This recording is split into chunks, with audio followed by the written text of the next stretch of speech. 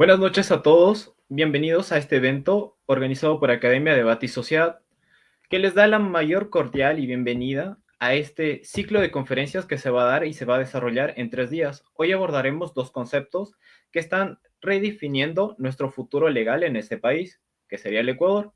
Sin más preámbulos, demos inicio a este evento. Como primera intervención tendremos a la doctora Abigail Mejía, la misma que es magíster en investigación en Derecho, con mención en Derechos Constitucionales, Derechos Humanos y Ambientales, especialista en Derecho Ambiental por la OEA, abogada por la Pontificia Universidad Católica del Ecuador, docente invitada en universidades como la Universidad de Hemisferios, con una experiencia de más de 10 años en Derecho de Hidrocarburos, Derecho Ambiental y Energético, asesoramiento en responsabilidad ambiental, social y corporativa, asesoramiento en calidad ambiental en instituciones públicas y privadas, y una experiencia en alta dirección corporativa. La doctora nos va a tratar el tema de derecho de la naturaleza. Buenas noches, doctora.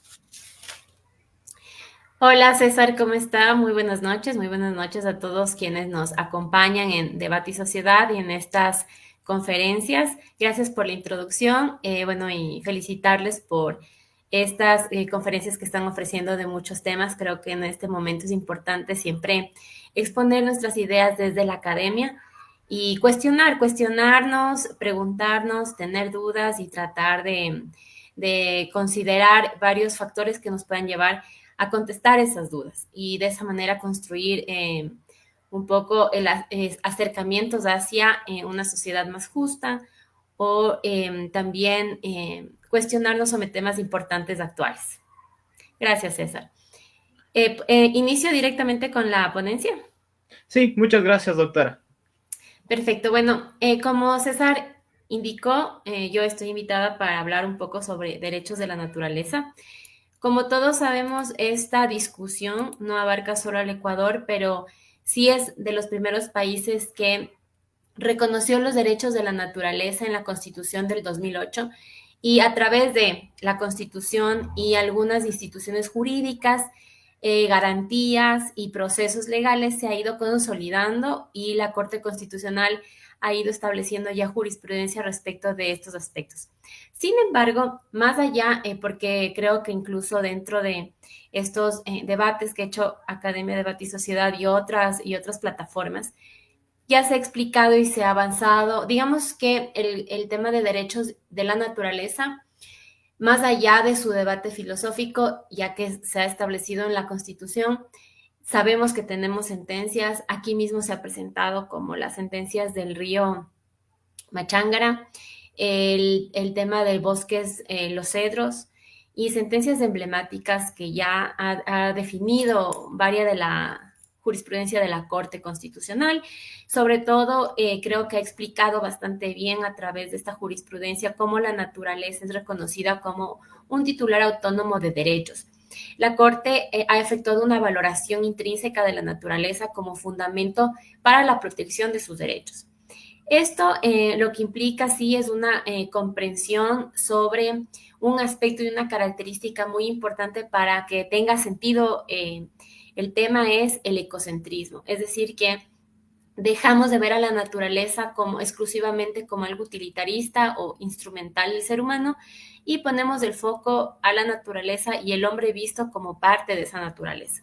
Y reconocer esa necesidad de uno con el otro, más no la necesidad de yo sobrevivo por el otro.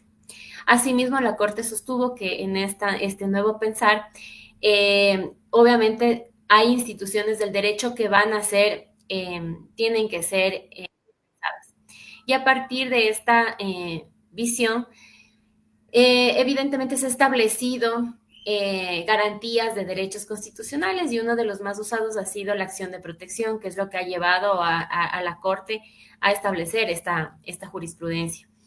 Y bueno, ya ha habido mucha sentencia en la que ratifica que, que existen, más bien que se reconocen estos derechos de la naturaleza y que estos pueden ser vulnerados y que la Corte puede declarar esa vulneración de estos derechos y adicional a los derechos de las personas como el del ambiente sano, el tener derecho al agua y también, por ejemplo, que va muy relacionado con la consulta previa, en las decisiones que toman las autoridades, sobre todo con el medio ambiente y cómo lo relacionamos con nuestra forma de vivir.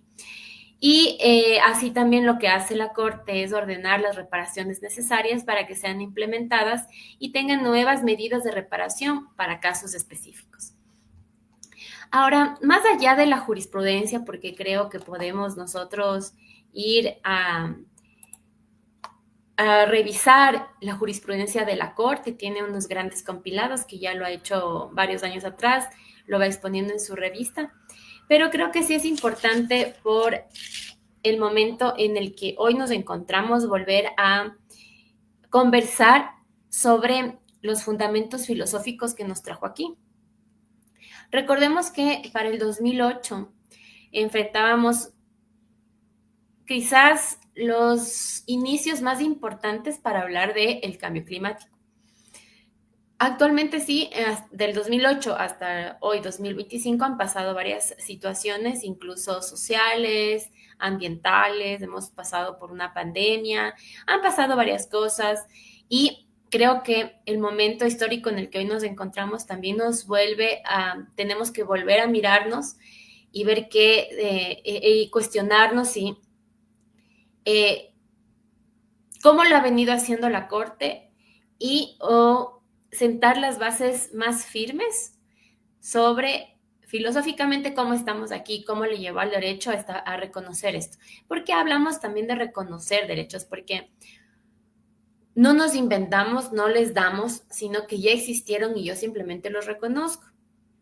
Esto haciendo un símil a los derechos humanos, que por ejemplo el derecho a la vida no es que me da el Estado, no me da una autoridad, siempre la tuve y los que están llamados, el resto es a que se me respete este derecho a la vida y todo lo que en su alrededor implica.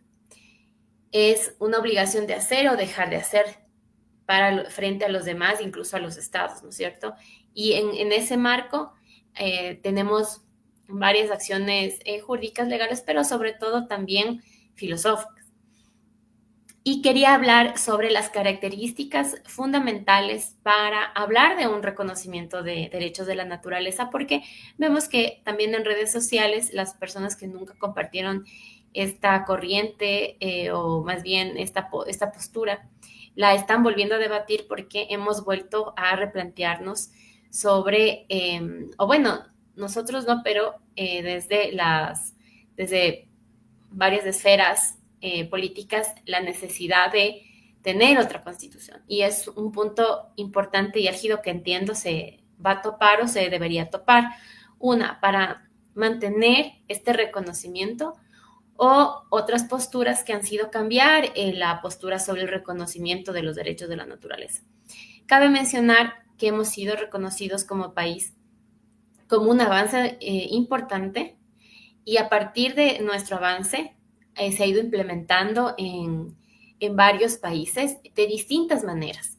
Por ejemplo, tenemos a Colombia con el reconocimiento del río Atrato como sujeto de derechos y tenemos varios otros países que han tomado este ejemplo, llegando hasta la Unión Europea, que en varias mesas del New Deal han levantado la consigna de reconocer estos derechos y hacerlos partes también dentro de la Unión Europea. Se ha debatido, muchos no, uno de los importantes, digamos, corrientes en las que ellos no han dicho que no se reconoce es porque ellos entienden que dentro de los países de Europa no hay pueblos nativos o ancestrales y que al no haberlo no habría un vínculo para poder reconocerlos. Es decir, que ellos reconocen un utilitarismo del hombre frente a la naturaleza y que de esa manera hay que controlar ese utilitarismo, pero que no podríamos reconocerlo porque eso corresponde o responde a una visión distinta. Sin embargo, cabe resaltar que esto ha puesto sobre la mesa una discusión importante para los acontecimientos naturales que hemos estado viviendo en estos últimos años y que los vamos a seguir viviendo. Entonces, estas características nos llaman a una reflexión filosófica que son el ecocentrismo. Es decir, es cierto que tenemos que mirar nuestra forma de vivir como punto central en el cuidado de la naturaleza, o está bien el antropocentrismo. En este cuestionamiento de esta primera característica que les voy a conversar, ha habido varios temas. Uno de esos es, yo no puedo dejar de mirar al centro del hombre y a partir de ahí regular todo, porque efectivamente los objetos no se pueden reconocer a la par de un sujeto de derecho como son los humanos. Y en torno al humano gira todo lo demás, lo económico, lo social, todas las interacciones que tenemos, vista desde nosotros, y que de ahí tienen que regularse. El ecocentrismo, evidentemente, como ya les dije, centra la naturaleza, y de la naturaleza vista, pero el humano parte de esa naturaleza, ni más ni menos. Y regulamos desde una forma de vivir distinta, porque puede ser que muchas de las actividades que nosotros efectivamente realizamos quizás no compaginan y empezamos a regular desde ahí. Si es que antes nos era parte de la vida económica de los humanos, me invento, el utilizar pieles de cocodrilos. Y hoy vemos que esta parte de los derechos de los animales tiene que ser protegido. Entonces empezamos a cuestionarnos que más allá de su utilitarismo, sienten, tienen una utilidad ecológica que también nos correspondemos. Entonces empezamos desde ahí a regular. Desde la otra visión, en cambio, no es tanto, es cuestionarse otras cosas. Por ejemplo, yo necesito y lo voy a usar, sin embargo, si esa especie está en extinción, lo regulo, porque lo que me importa es la conservación en general, que me sirve a mí para sobrevivir, porque si no conservo y, digamos, acabo una especie, eso altera el ecosistema y me va a perjudicar a mí como ser humano. Entonces yo sigo en la posta, ¿no es cierto? Y a partir de ahí empiezo a regular. Tenemos estas dos visiones. Bueno, hay otras también, pero creo que de las más importantes. Valor intrínseco. El valor intrínseco es, en los derechos humanos hablamos de la dignidad del hombre. ¿Hay dignidad en la naturaleza? No estamos hablando cuando hablamos de derechos de la naturaleza, no nos estamos, por ejemplo, específicamente hablando de los animales. Hablamos en su totalidad de estos ciclos naturales importantes que tengan que existir en esas mismas condiciones o mejores. ¿Tiene un valor intrínseco más allá de la utilidad que nosotros le vemos? Eso es un cuestionamiento en el que efectivamente nos vemos forzados a reflexionar sobre garantizar esta conservación es porque yo lo necesito como humano o porque esa naturaleza, independientemente de mi existencia como ser humano, es digna de que exista. ¿Estos ciclos vitales en su totalidad son dignos? ¿Tienen que fuera de mi necesidad de existencia como ser humano? Esas son las reflexiones a las que en su momento se dijo sí. Adicional esto me llevaría a que si hay una dignidad, si hay un valor por sí mismo, independientemente de lo que a mí como ser humano me sirva, es decir, ya actúa frente al derecho como un sujeto. Recordemos que la naturaleza fue vista en mucho tiempo como un objeto. Y el objeto se regula de forma distinta. Lo que ha pasado a través de la incorporación, más bien del accionar jurídico, es que vemos que hay una dualidad en la naturaleza. A veces actúa como objeto, a veces actúa como sujeto. Y tendríamos que ubicarnos de saber en qué situación nos encontramos para saber cómo la aplicamos. Es objeto mientras en la relación jurídica en la que nos encontramos sirve de utilidad, pero no se ve afectado o mermado en sus ciclos vitales. Y es sujeto cuando se ve en sus ciclos vitales afectados y nos vemos obligados a representar a esa naturaleza y llevarla a un estrado y defender los derechos. Bueno, aquí en el Ecuador hay dos, que es el respeto a su existencia y sus ciclos vitales y a la restauración. Es decir, que se declararía la vulneración del primer derecho y se exigiría el derecho a la restauración. La respuesta ha sido a través de estos años, sí.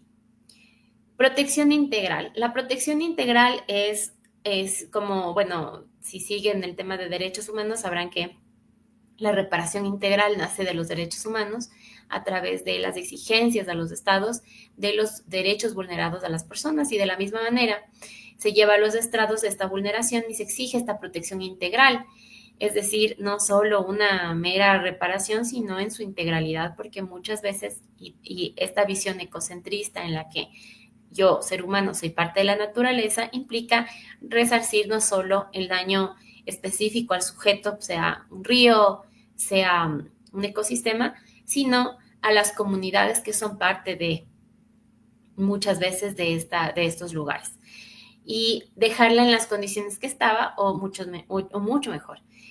Y esto implica varias medidas que podría tomar, sea a nivel jurisdiccional o constitucional. Estas son las características importantes para hablar de derechos de la naturaleza y que han sido cuestionados cada punto de estos y que quizás hoy se vuelven a pensar, ¿no? Adicionalmente a esto, como les comentaba, una de las fundamentos no todos, pero sí de la mesa francesa en las mesas de la Unión Europea fue lo que les había comentado, que no hay pueblos originarios.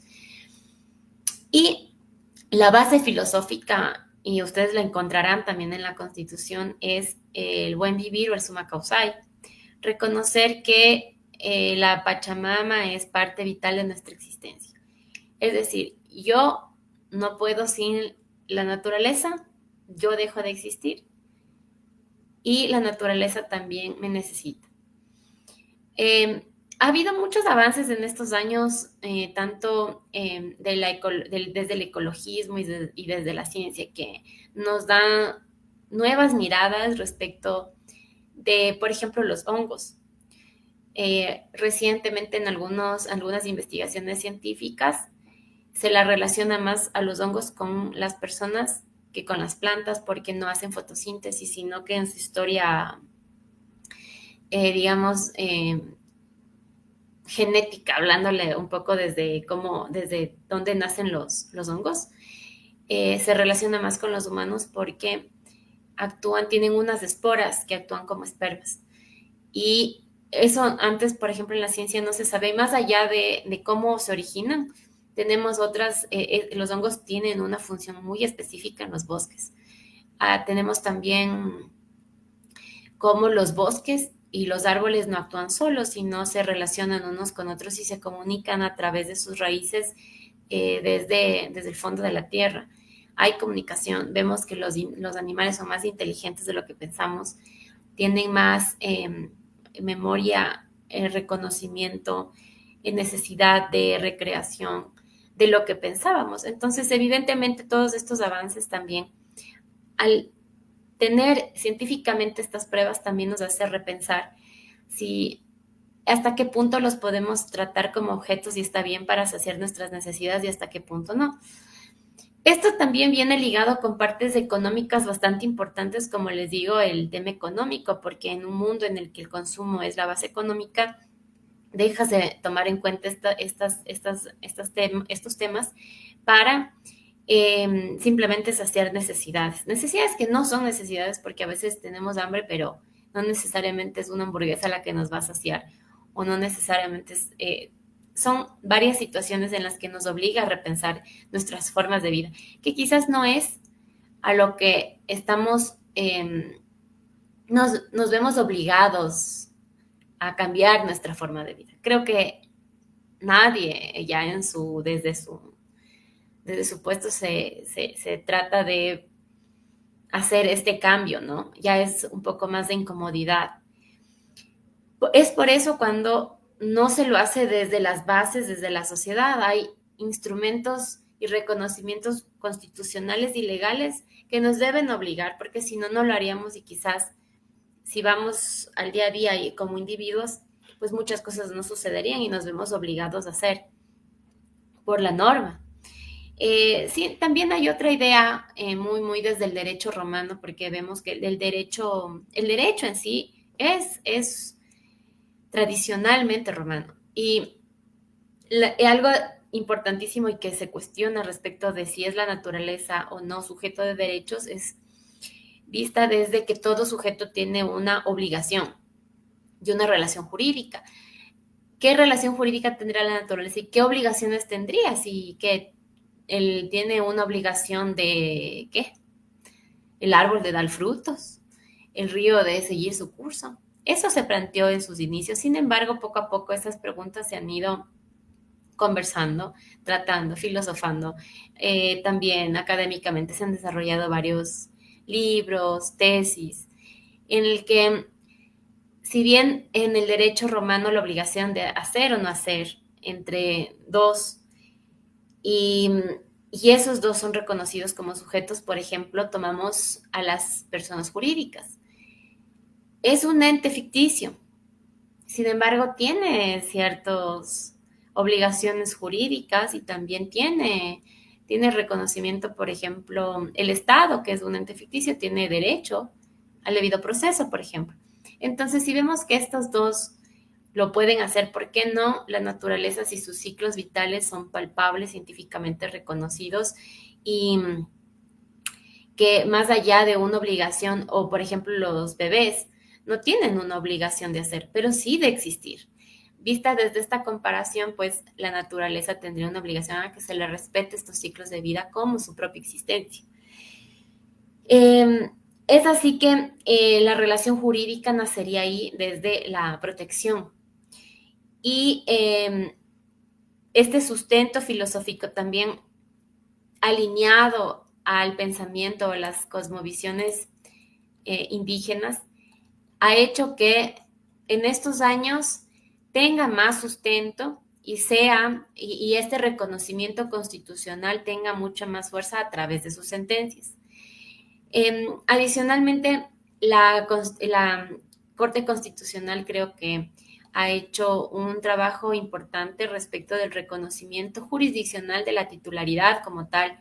Y ahí podemos poner como ejemplo la sentencia de Río Akepi, en el que la fundamentación sobre el reconocimiento de la titularidad toma mucha más fuerza. En esta jurisprudencia, si también se declara la vulneración por parte del Estado, y más o menos para que tengan una idea, lo que pasó es que la accionante presentó una acción de protección en contra de la Secretaría Nacional del Agua y el GAT Provincial de Santo Domingo, en la que alegó que la autorización de aprovechamiento del caudal del río Akepi, en favor del GAT provincial vulneró derechos a la salud, al agua, a gozar de un ambiente sano, a la seguridad jurídica, a la consulta previa a la comunidad y a los derechos de la naturaleza.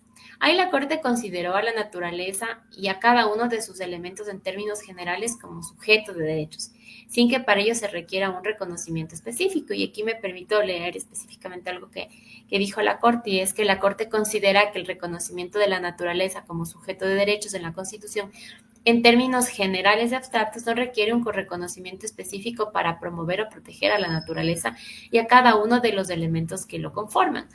Esto es importante porque reconoce al río Acapi como un sujeto y además titular de derechos ya reconocidos a la naturaleza, al que se respete su estructura, su funcionamiento y toma medidas de reparación integral a favor de los habitantes. Lo que pasa muchas veces, y creo que ustedes lo podrán haber visto, quizás incluso no solo en el Ecuador, sino en otros países, y es que son los ríos los primeros sujetos que han sido reconocidos como tal en varios países. Lo tenemos en Islandia, lo tenemos también en la India, en su momento también con el río Ganges, lo tenemos ya en Colombia y lo tenemos aquí en Ecuador. Bueno, hay otros países también y siempre se ha empezado por el tema de los ríos. Creo que esto es Fue un avance muy importante de la Constitución del 2008. Creo que hemos vuelto a volver a tener esta conversación. Ha habido avances, quizás ha habido muchas cosas que, claro, tienen que tomar su curso. Quizás en muchas de las cosas, más bien en muchas de las actuaciones, hasta que tome forma, quizás toma tiempo y no solo eso, sino que también la resistencia es importante, ¿no? Porque es algo bastante nuevo y quizás eso hace que cuando algo es nuevo, hasta que tome su curso, haya prueba, error, prueba, error. Y hemos ahora ya varios años atrás, varios años después, estamos en este punto y volvemos a tener esta conversación. Es importante quizás, no sé si les quedó claro todas las características importantes que las hice como en cápsulas pequeñas para que todos puedan comprender. Sin embargo, adicional es importante reconocer que alineado a los derechos humanos, la Constitución, y en caso de que se piense hablar sobre estos temas y algunos cambios que se sugieran, deberían ser potencializados, de pronto mejorados, porque estamos alineados a lo que ha hecho la Corte Interamericana, que es de establecer que los estados no pueden no pueden tener regresión en sus derechos, sino mejorarlos. Creo que termino con esto y no sé si de pronto hay preguntas, pero de ser el caso, aquí termina mi exposición. Sí, doctora. Nos dejaron una pregunta y dice, ¿qué implica una protección integral más allá de la simple conservación o sanción frente al daño ambiental? Justo la tenemos también en pantalla. Ok. Uh, la protección integral, bueno, ya hablando en términos legales, para este caso sería reparación integral. Bueno, protección y reparación son dos cosas distintas, les voy a separar. Protección es previo. Y si yo quiero proteger integralmente, significa que a todos los actores dentro del tema de naturaleza yo tengo que protegerles. Es decir, no solo al río como tal, que siga su curso, que no se contamine, por ejemplo, sino que yo también tengo que proteger a la comunidad que está ahí, que son las personas, sean niños, adultos, ancianos. ¿Eso qué implica? Que quizás yo tenga que, como Estado o como comunidad en sí, generar, por ejemplo, actos de educación ambiental para que esa gente no sea la misma que bota la basura a los ríos o que el Estado obligue a que se haga la recolección de basura.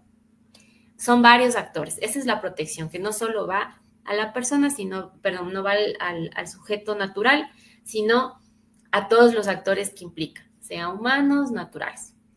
Y así que hago yo, conservo, porque obviamente si tomo medidas preventivas, a futuro garantizo la existencia de ese río. ¿Y por qué? Porque necesitamos de esa agua, entonces mientras más tiempo esa agua esté sin contaminación, más me va a servir a mí, porque ya no voy a llegar a un punto en el que no voy a tener ríos de donde satisfacerme. O incluso, si ya no existiera, tendría que tomar medidas para limpiar esos ríos. Es casi imposible, es carísimo. Y eso implica, no es lo ideal, sino prevenir, porque recordemos que el derecho ambiental es preventivo. No pretende sancionar. No deberíamos estar sancionando. Queremos concientizar y queremos proteger para que se mantenga en el tiempo, con la visión de que esto permanezca a las generaciones futuras, que es de lo que hablaba el desarrollo sostenible. Yo pude satisfacerme de ese río, espero que mis hijos, mis nietos, mis tataranietos también tengan esa posibilidad. Ahora, la reparación integral ahí sí va con el daño. Y ahí sí puede haber la sanción, porque ahí sí ya podemos ver que hay una afectación, hay una vulneración. Cuando hay este tipo de vulneración, primero tiene que evaluarse cuál es el daño, la cuantificación de ese daño y qué implicaría. Por ejemplo, tenemos el caso del río Machangara, Y el río Machanguera efectivamente ya ha sido declarado que se ha vulnerado sus derechos. Tenemos un río totalmente contaminado, nosotros no podemos vivir. No sé si alguno de ustedes, bueno, la verdad creo que esto más es para nuestros abuelos o nuestros bisabuelos. No sé si son las personas que son de Quito, yo soy de Quito y mi familia y mis abuelos y mis bisabuelos son de Quito igual, tanto paternos como maternos. Y sé que años atrás había una experiencia relacionada con el río Machángara, esa experiencia que tienen los cuencanos, por ejemplo, los lojanos, de ir un domingo al río, hacer un picnic, caminar a las orillas del río. Todo eso en nuestros abuelos se perdió. Yo esa experiencia yo no la tengo. Entonces, ¿qué es lo que se trata? Que si ese río hubiera sido conservado, no solo tendríamos la utilidad per se del río de saciar nuestra necesidad de agua, sino tendríamos un vínculo con esas actividades humanas en las que ir una tarde, caminar, pasar con la familia, crea un vínculo incluso comunitario, que yo no lo tengo.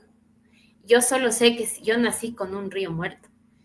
No tengo esa experiencia. Me gustaría que una ciudad como la capital tenga un río del que yo pueda gozar. Entiendo, sí, cuando fue la alcaldía de Paco Moncayo, en la parte del sur, hubo una parte que se hizo muy bonita de regeneración y se hizo como un parque lineal. Sin embargo, el río olía mal, pero entiendo que se iniciaron actividades, eso quedó muy bonito. Yo siempre he vivido al norte, pero cuando la alcaldía de ese momento tomó esta iniciativa, íbamos para conocer, íbamos para caminar, se generó algo que hoy tampoco existe. Entonces creo que son los municipios, somos las personas, somos la comunidad los que debemos, ya tenemos las herramientas, podemos exigir. El río Machangara ya está declarado que se ha vulnerado su derecho, pero estas actividades de regeneraciones no la tenemos. Quizás faltan iniciativas, quizás la parte económica del país puede ser un factor. Sin embargo, creo que todos estamos llamados, hemos perdido este lazo y quizás por eso es súper difícil para las personas que no crean estos lazos con la naturaleza entender por qué debería tener derechos y incluso no tener, reconocerlos. Y me acuerdo que en algunas conferencias que hemos asistido nos dicen, bueno, pero cuando Paco Moncayo hizo eso, no tenía derechos y se hizo, entonces no sirve. Pero creo que no se trata de eso, siempre han existido, sino que hoy tenemos más elementos eh, para exigirlo. Y eso muchas veces incomoda también. Y incomoda por muchas cosas. Pero creo que estamos llamados como comunidad también a poner, a apropiarnos de esos espacios, de estos temas y crear esos vínculos. Es más fácil desde ahí. Creo que alguien que tiene un buen vínculo con su perro no dudaría en que la naturaleza tiene derechos, tiene derechos. Pero quizás entiendo que para muchos no es tan fácil entender. Gracias, César. Gracias, doctora. Tenemos otra pregunta. Nos dicen, ¿por qué ese enfoque utilitarista ha sido una barrera para reconocer los derechos de la naturaleza? Sí, creo que justo lo que les comentaba, o sea, cuando yo tengo una visión utilitarista, eh, a veces puedo, a ver, voy a topar un poco del desarrollo sostenible. En el desarrollo sostenible hay un eje que es la persona, lo social y en el triángulo está el tema económico. Cuando hablamos de utilitarismo, muchas veces estamos hablando de temas económicos. Entonces, quizás hoy me sirva este proyecto porque es útil el para un GAT porque va a obtener recursos económicos. Eso es innegable. O sea, que tú puedes a través de proyectos obtener recursos económicos, los tienes. Esa es una visión utilitarista. Yo voy, exploto, saco, tengo dinero, y quizás con eso puede invertir en la comunidad. Y quizás es cierto. El tema es que cuando tú empiezas a quitarte un poco el pensamiento utilitarista y dices, bueno, el proyecto creo que sí va a dar dinero, pero voy a dañar el río. ¿A qué costo va a ser eso? Entonces, imagínate lo que es negarte a recibir dinero y decir, no, voy a topar este río. Es duro, porque tampoco somos un país que tiene mucho dinero. Bueno, tenemos muchos recursos naturales, sí los tenemos, pero si no explotamos de una manera en la que se es consciente, si no tenemos estas herramientas, sería más difícil. Y creo que también cuando es como, yo quizás voy a hacer un ejemplo burdo y discúlpenme por el ejemplo, pero cuando uno tiene una necesidad económica, a veces por sobrevivir, la gente acepta violencia física en sus casas. Hay violencia doméstica. Y les es difícil salir de esa violencia porque económicamente no saben, no tienen un techo donde vivir. No tienen quizás familia que les reciba, la vergüenza no les pide. Y cuando es así, uno empieza a aceptar cosas, y a nivel, digamos, y perdón este ejemplo, pero ya, digamos, hablando ya en macro, esa necesidad nos lleva a quizás no tomar proyectos que son sostenibles en el tiempo. Y esta mirada de los derechos de la naturaleza sin esa necesidad utilitarista nos va limitando y eso va incomodando, porque quizás es perder un proyecto. Pero a veces esos proyectos, si son repensados, si son reenfocados, no tendríamos que elegir entre uno u otro, pero a veces solo estamos direccionados en un solo lugar y nos es bien difícil, bien complicado volver a reflexionar y generar un cambio ahí, en esa forma de pensar. Por eso el pensamiento utilitarista empieza a ser una barrera súper fuerte. Y la entiendo. Gracias, César. Doctora, tenemos una última pregunta. Dice, ¿por qué es importante hablar de reconocimiento y no de creación de los derechos de la naturaleza? Esa es una muy buena pregunta. Y es una pregunta muy filosófica que nos llevaría, creo que no acabaríamos hoy, pero ¿por qué no hablas de creación? Porque ahí estarías diciendo que es un objeto, reafirmando que es un objeto. Porque los objetos son creados por el hombre. Y si bien la naturaleza no existe y no ha sido por nuestra mano, seguimos siendo parte y somos animales, igual que los otros animales. Que hemos generado otras habilidades, es cierto, pero somos animales. Y decir yo creo y les doy significa ponerme en este punto de antropocentrismo y yo, ser humano, soy el centro y te doy. Sin embargo, en el tema de reconocer es algo que va más allá de mi interés. Siempre los tuviste, no importa si el humano o no. Es decir, si los humanos no existieran en el planeta, tendrían igual este derecho de existir y que se respete sus ciclos vitales. Las especies, o sea, el mundo natural es súper sabio. Y lo que puede hacer, por ejemplo, ando comparando con los derechos humanos, ¿qué es cuando se hablaba del reconocimiento de los derechos humanos, por ejemplo, a las personas negras? Se decía, no es que ellos siempre tuvieron. En un punto de la historia fueron vistos como un objeto, eran propiedad del dueño, el esclavo. Y el cambiar de la forma de pensar dijo, no, ellos siempre han tenido derechos. Hoy los reconozco, no te creo ni te doy, porque estoy en igualdad de condiciones, yo blanco que tú negro. Yo, ser humano, estoy en las mismas condiciones que tu naturaleza y yo te las reconozco porque siempre las tuviste, porque hay ese valor intrínseco. No te lo doy porque estoy en una posición de arriba. Y visto desde arriba, todos somos enanos, y visto desde abajo, todos son gigantes. Pero aquí estamos tomando las palabras de un filósofo, y aquí estamos en igualdad de condiciones. Eso para muchos les digo, es difícil porque en esta base filosófica también hay mucha base y reconozcamos que nuestro país también es bastante religioso, ¿no? Y es difícil también, entiendo desde esa mirada, entender estos fundamentos. Muchas gracias, doctora. Y justamente esta semana escuchaba de temas que habían pasado en las Islas Galápagos hace años, incluso al inicio de nuestro país, en donde si hubiesen tenido un poquito más de conciencia, sería una maravilla este lugar que tenemos.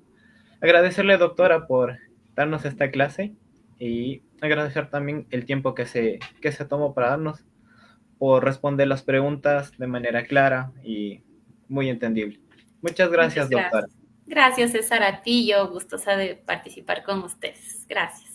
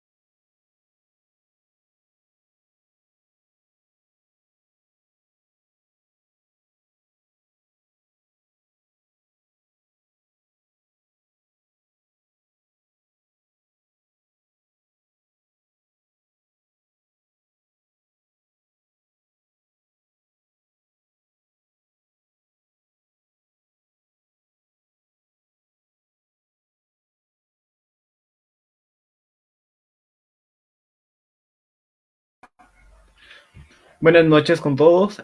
Continuando con este ciclo de conferencias, en este momento tenemos al magíster Luis Alejandro Vázquez Reina, que nos va a hablar acerca de los derechos a la libertad de expresión. El magíster Luis Alejandro es un abogado por la Pontificia Universidad Católica del Ecuador, sede Ibarra, magíster en Derechos Constitucionales, Humanos y Ambientales por la Universidad Hemisferios. Cuenta con diplomados superiores internacionales en Ciencias Políticas y Criminología, Ciencias Políticas, Administración Pública y Gobernanza Territorial, el Derecho Procesal Constitucional y la Argumentación Jurídica, además de docencia universitaria en varias universidades. Ha sido ponente en varios congresos y seminarios en materia constitucional y penal. Ha sido invitado especial en varios medios de comunicación como emisoras y televisión. Además, él es gerente de Academia de Debate y Sociedad Ecuador, columnista en la revista Judicial de Derecho Ecuador, columnista en el periódico Letras de Imbabura y centro de la Casa de la Cultura Ecuatoriana, columnista en El Vanguardista, este medio digital muy conocido, y miembro de la Casa de la Cultura Ecuatoriana, miembro de la Cámara de Comercio del Cantón de Ibarra. Sin más que otra presentación, buenas noches, doctor. Hola César, ¿cómo estás? Qué gusto, buenas noches a todos los que se encuentran presentes a través de esta plataforma y sobre todo de Academia de Debate Sociedad, que es un espacio para difundir el conocimiento, las experiencias jurídicas y sobre todo llegar a la ciudadanía y también a la comunidad jurídica. ¿Me escuchas? Todo está perfecto, ¿no es cierto? Sí, doctor, se escucha muy bien. Perfecto, gracias César. Bueno, hoy voy a hablarles acerca de la libertad de expresión, un tema que es bastante debatido a nivel nacional. Voy a proceder también a compartir un material que hemos preparado con la finalidad de poder llevar a cabo esta ponencia y sobre todo decirles cuáles son los desafíos jurídicos en materia de libertad de expresión, cómo se está garantizando por parte del Estado, cómo se está garantizando por parte de la Constitución de la República del Ecuador, cuáles son los parámetros constitucionales, cuáles son los estándares que se han fijado y cómo han sido los casos, cómo se ha venido desarrollando históricamente este tema, ¿no? En este caso es importante señalar también, estimados compañeros y amigos que se encuentran presentes en esta sala, que de alguna manera la libertad de expresión es un derecho que se encuentra reconocido en la Constitución de la República del Ecuador y también en los instrumentos internacionales de derechos humanos. En este sentido, es fundamental señalar que los estados tienen el deber de respetar la libertad de expresión, pero también es necesario comprender casos en particular, qué es lo que está sucediendo, de qué forma se plantean determinados problemas, determinados conflictos, diríamos así, ya en la práctica de nuestra sociedad. Voy a compartir este material con la finalidad de que ustedes puedan tener conocimiento de estos estándares que vamos a desarrollar esta noche. Y bueno, la Constitución de la República del Ecuador garantiza la libertad de expresión en el artículo 66, numeral 6, el derecho a opinar y expresar su pensamiento libremente y en todas las formas y manifestaciones. Muchas veces esto conlleva también a generar como una cierta molestia para ciertos grupos o para ciertas tendencias como tal.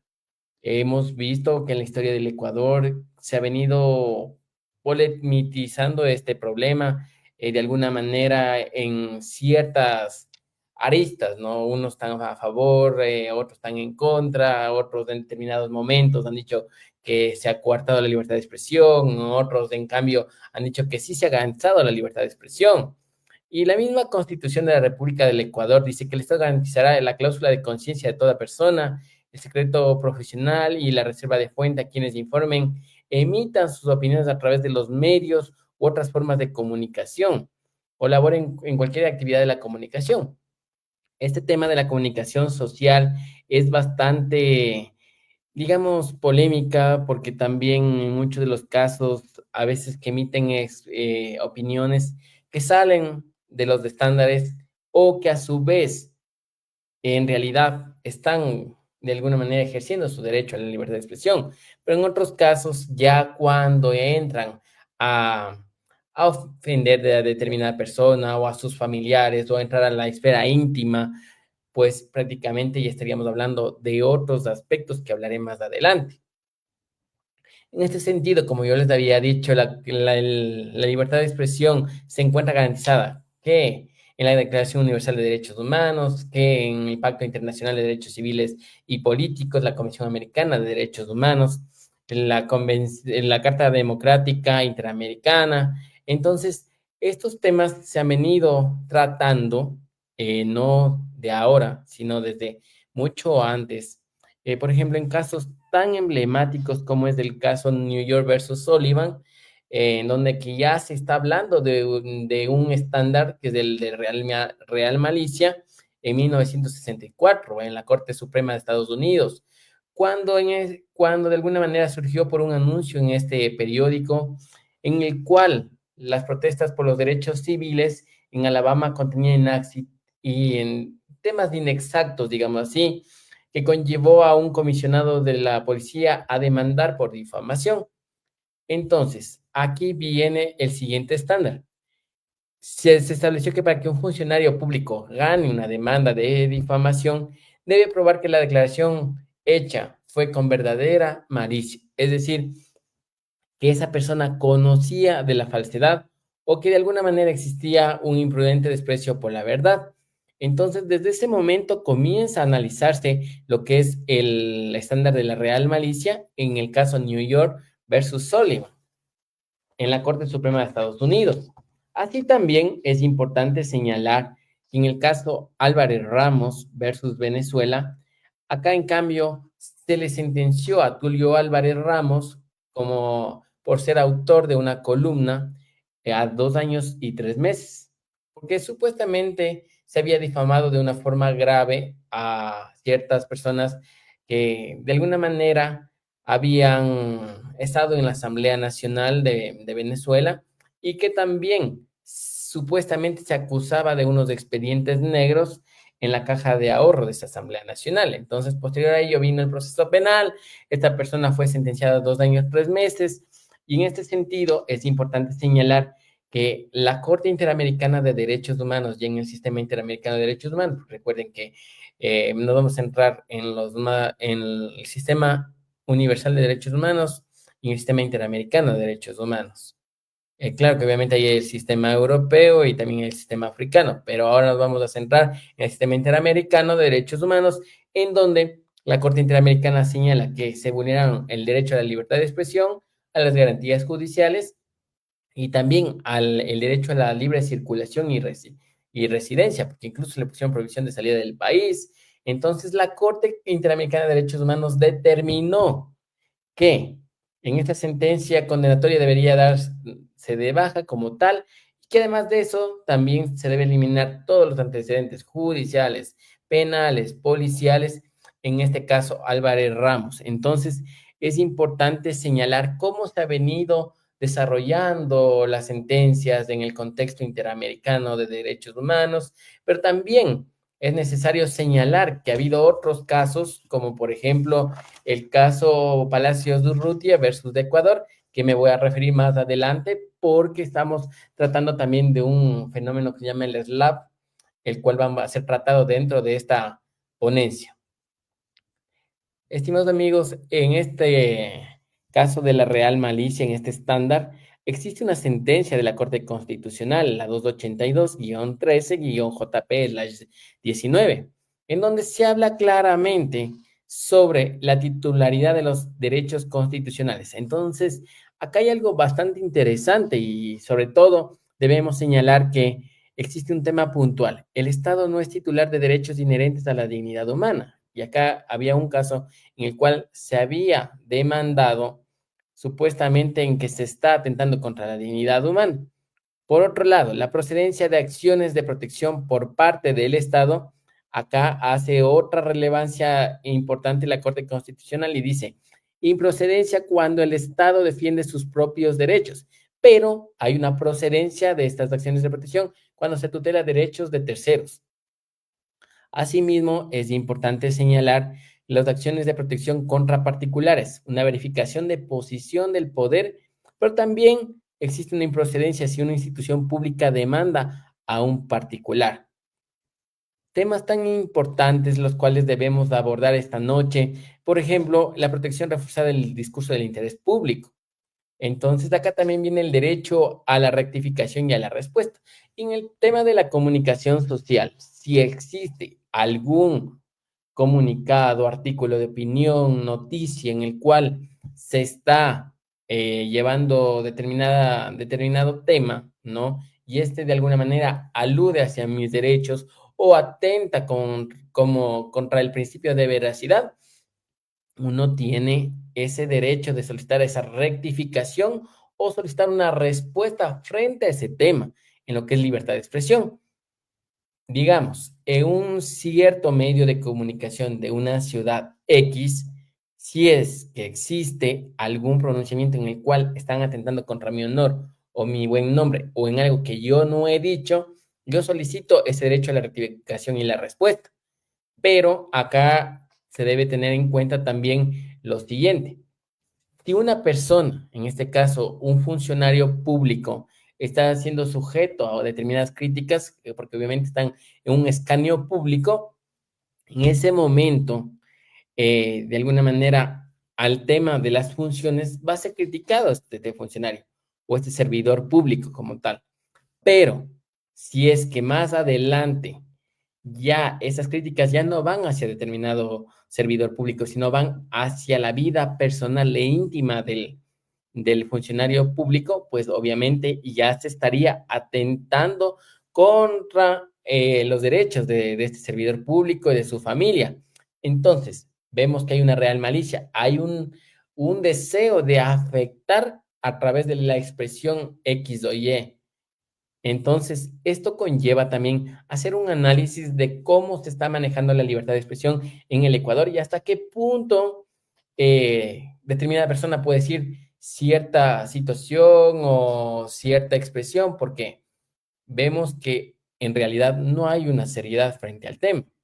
Y otro de los temas que también se están abordando es de que existen ciertos medios de comunicación, los cuales también se prestan para que se lleve a cabo determinada noticia que no cumple el principio de veracidad o que o tiene un sesgo político determinado. Entonces, es necesario comprender con seriedad que tenemos el derecho a la libertad de expresión, pero eso no conlleva excedernos a atentar contra el honor y el buen nombre de una persona. Porque caso contrario, si es que una persona comienza a señalar que Juan, Pedro o cual otro nombre se nos ocurra, está imputando un delito a cierta autoridad, pues demuestre. Caso contrario, estaríamos hablando de una calumnia, que es un delito de ejercicio privado de la acción, Código Orgánico Integral Penal, o en ciertas situaciones, digamos, de que a través de las redes sociales se atenta contra la familia de cierto servidor público, pues también estamos hablando de una contravención de opiniones de descrédito por medios electrónicos que también se encuentran en el Código Orgánico Integral Penal. Entonces, en este sentido, existe una protección tanto constitucional como legal, pero también es necesario señalar cuáles son los derechos, cuáles son las obligaciones. ¿De qué forma puedo yo ejercer mi derecho a la libertad de expresión y cuándo me estoy excediendo?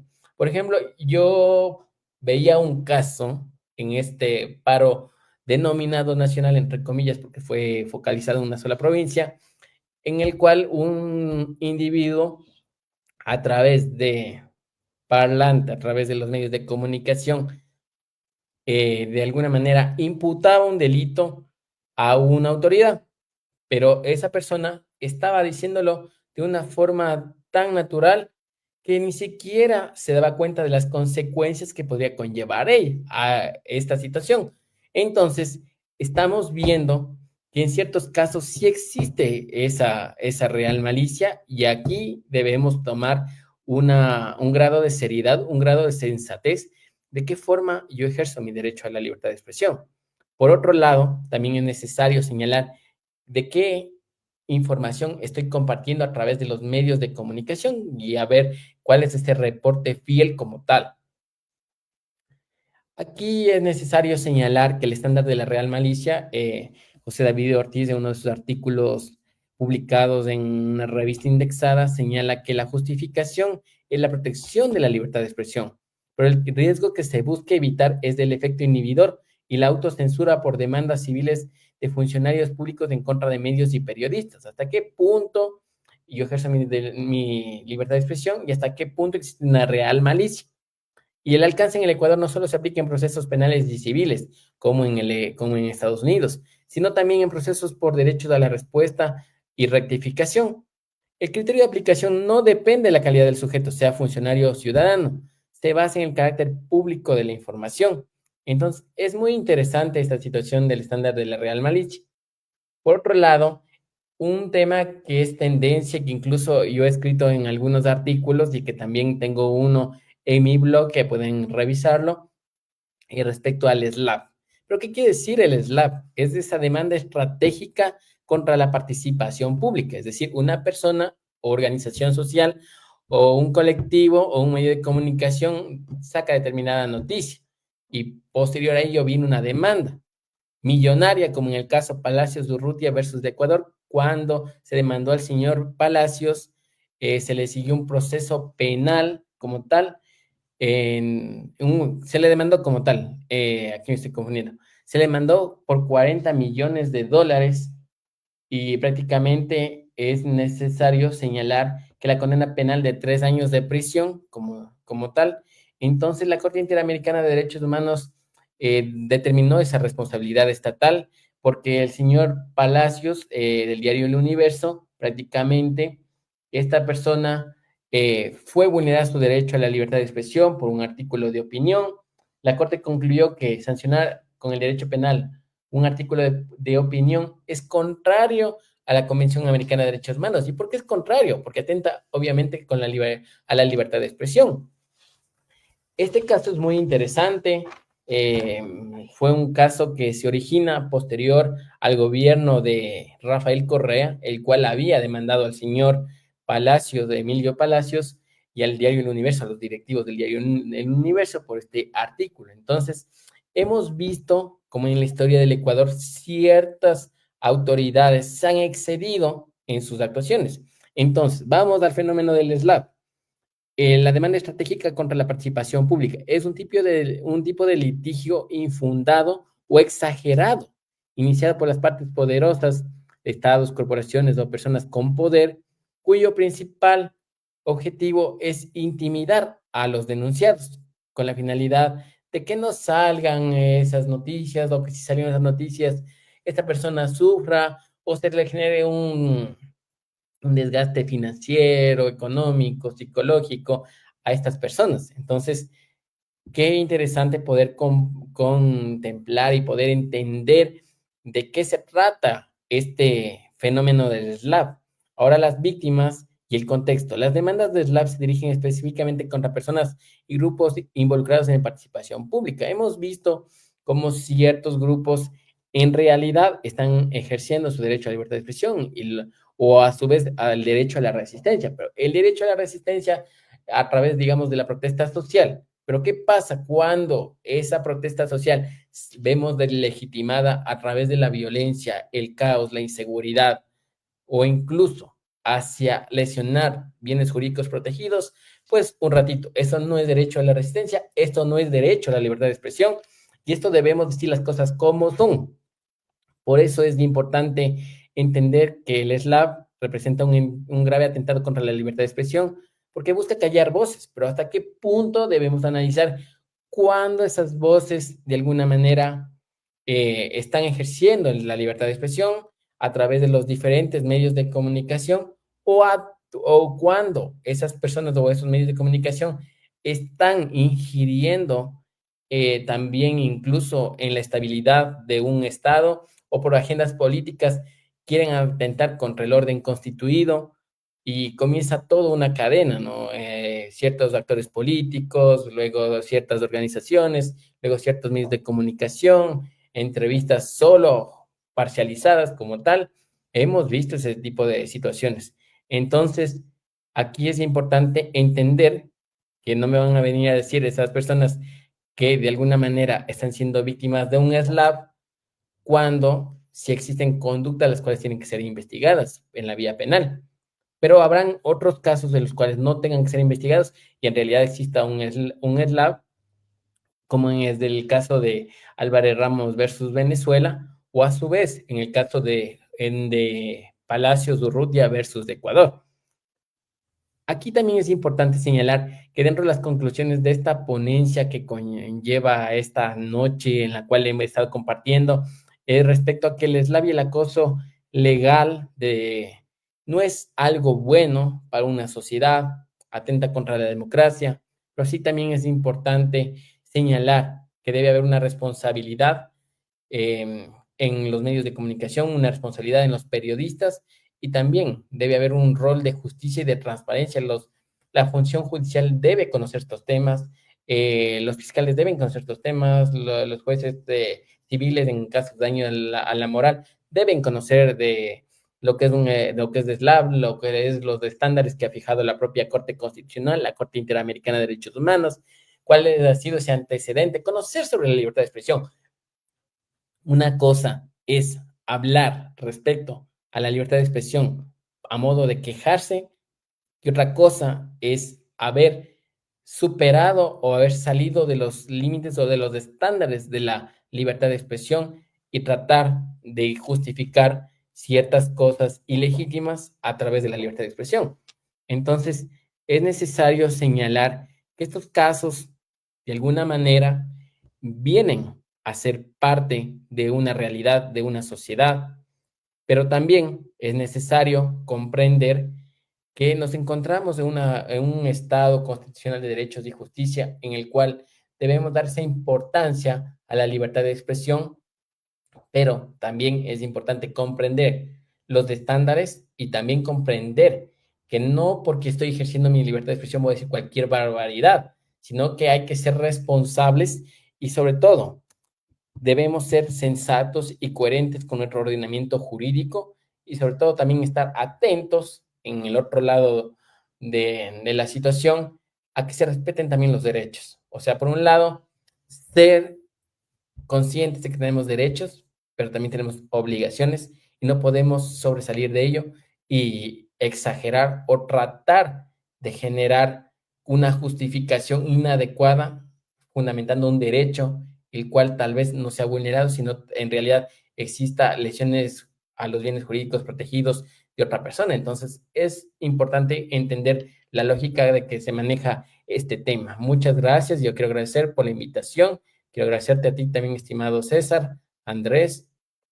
En este momento voy a proceder Muchas a gracias. agradecerte también por la invitación a todas las personas que se han conectado. También, de alguna manera, este material lo compartiré y que quede a disposición de las personas que quieran conocer más del tema.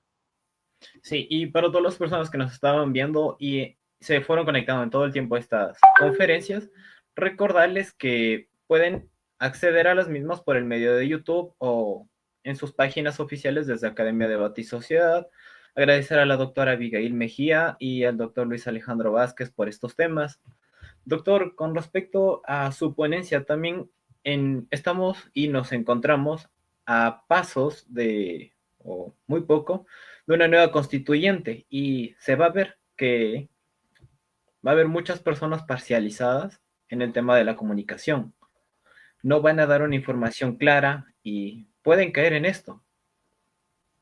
Es verdad lo que tú señalas, es necesario fomentar que la ciudadanía se lleve el mensaje de los medios de comunicación oficiales, muchas veces también ver a través de las páginas oficiales del Gobierno Nacional, del Consejo Nacional Electoral, y no dejarse llevar de las noticias falsas o fake news, como se llama, o de la desinformación, sino que ser coherentes con la información que estoy receptando, la información que estoy buscando y la información que estoy compartiendo, porque muchas veces comparten noticias falsas y ahí no hay una coherencia como tal, ¿no? Correcto, doctor. Y se va a ver de tanto de oposición como los que están a favor, los que están en contra, se va a ver mucho. Y decirles a todas las personas que nos están escuchando que la lectura es una solución a esto. No dejarnos engañar de todas las personas. Eh, buscar, investigar, nos ayudaría muchísimo. Una vez más, agradecerle, doctor, agradecer a Academia de Debate de Sociedad por permitir estos espacios de conocimiento para todas las personas, no solo para abogados, no solo para estudiantes de derecho, es para el público en general. Este ciclo de conferencias se va a seguir dando. El día de mañana también tenemos a 2 invitados y el día viernes de la misma manera. Son 3 días. Hoy fue el primero. Agradecerle, doctor. Gracias, César Andrés. Estamos conversando y que espero que haya sido de gran provecho. Muchas gracias, doctor. Muchas gracias a todos por conectarse y darse este tiempo.